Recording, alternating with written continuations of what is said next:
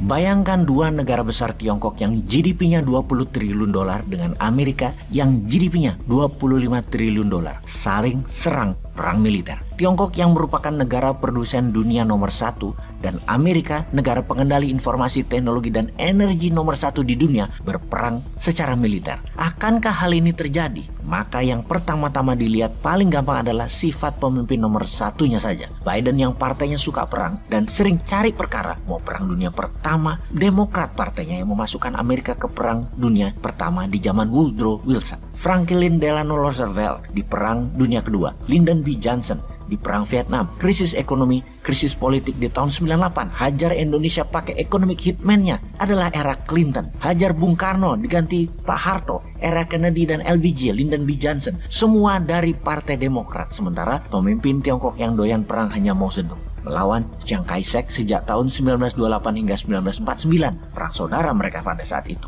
Deng Xiaoping tidak. Dia bapak ekonominya Tiongkok. Begitu juga Jiang Zemin hingga Hu Jintao. Semua pembangun ekonomi. Kalau Xi Jinping bagaimana? Xi Jinping terbukti agresif menyerang Uighur, memberantas lawan politik atas nama korupsi, kemudian serang India di Lembah Galwan dan memprovok Taiwan. Xi Jinping dengan Belt Road Initiative adalah rencana penaklukan ekonomi negara lain yang saat ini Tiongkok mempercepat pembangunan angkatan perang dalam 8 tahun ini untuk menjadi angkatan perang terbaik nomor 1 di dunia. Anggaran militer Amerika adalah 800 billion dolar per tahun. Bayangkan APBN Indonesia hanya 180 billion dolar. Kementerian Pertahanan Amerika budgetnya 4 kali lebih besar dari hajat hidup 280 juta warga Indonesia. Anggaran militer Tiongkok sekitar 230 billion dolar, yang mana di dalam pidato penyambutan dalam pembukaan di rapat Partai Komunis Tiongkok kemarin, Xi Jinping mengatakan akan menaikkan anggaran militer tersebut agar bisa menang mengambil Taiwan. Dan ini sebuah perkataan yang sangat agresif yang oleh pengamat militer dunia diperkirakan dengan anggaran dinaikkan setiap tahunnya, maka di tahun 2024 Tiongkok sangat siap untuk ambil Taiwan secara militer. Bahkan 6 tahun dari sekarang kekuatan militer Tiongkok sama dengan Amerika. Karena itu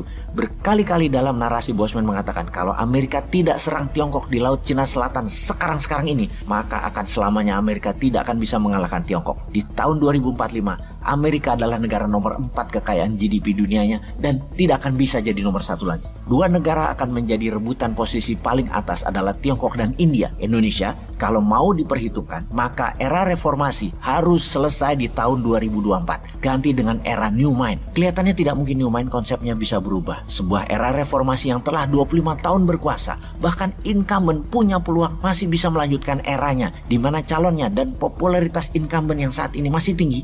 Maka era reformasi di tahun 2024 belum tentu berakhir. Walau paling tinggi hanya begini-begini saja ekonominya, negara plus keadilan bagi rakyatnya yang tidak pernah ada, namun dia begitu populer incumbentnya, ya sulit juga New Mind ini masuk. Tapi semua itu worth a try, layak dicoba bagi New Mind. Karena itu New Mind mengharap perang aja deh di Taiwan segera, biar dunia di reset. Kita lihat peluang perang di Taiwan sekarang. Ini bukan perkataan Bosman, namun Antony Blinken yang mengatakan. State Secretary-nya Amerika atau komando ketiga pemimpin tertinggi Amerika dalam chain of command-nya Amerika yang mengatakan bahwa Tiongkok akan mempercepat aneksasi penggabungan Taiwan dalam satu Cina. Kalimat Blinken tepatnya adalah Tiongkok saat ini menggunakan cara damai mengambil Taiwan segera. Jika cara damai tidak berhasil, maka akan dilakukan dengan cara menekan dan ancaman. Ancaman ekonomi tentunya di awal. Kalau cara ancaman dan tekanan tidak berhasil, maka 100% Tiongkok akan ambil paksa Taiwan menggunakan kekuatan militer yang akan dibangun dalam segera. Assessment Blinken ini dari mana? Dari pidato Xi Jinping dalam rapat Partai Komunis Tiongkok yang diadakan setiap 5 tahunan. Dengan jelas, Xi Jinping mengatakan PLA, People Liberation Army Tiongkok akan menjadi world class fighting force. Untuk apa? Untuk menjalankan rencana satu Cina satu country. Selama ini one country two system, Tiongkok dan Taiwan. Chinese Reserve Necessary Measurement Against Taiwan adalah perkataan Xi Jinping yang diartikan Blinken sebagai rencana besar mengambil Taiwan. Tentunya semua ini adalah bluffing gertakan Tiongkok ke Taiwan dulu. Kalau gagal, maka serangan militer pasti akan dijalankan. Waktunya yang kita belum tahu dan belum bisa baca saat ini. Ada baiknya sekarang kita membaca kekuatan militer dua negara Amerika dan Tiongkok. Saat ini Amerika memiliki 296 kapal perang besar dan 11 kapal induk flight carrier. Tiongkok memiliki 355 kapal perang dan 3 kapal induk. dan sedang membangun 4 buah lagi. Ada lagi yang menghitung kekuatan militer Amerika terbaik adalah di era tahun 80-90-an, di mana jika dibandingkan kekuatan tersebut, pesawat tempur, bomber, kemampuan pilot, serta amunisi tentara Amerika itu menurun kekuatannya 30% saat ini jika dibandingkan dengan tahun 80 dan 90-an. Sementara Tiongkok saat ini adalah kekuatan militer yang tertinggi sepanjang masa. Walau kalah dari Amerika, namun perang di Taiwan adalah perang naval war bagi Amerika. Namun bagi Tiongkok, perang darat, laut, udara.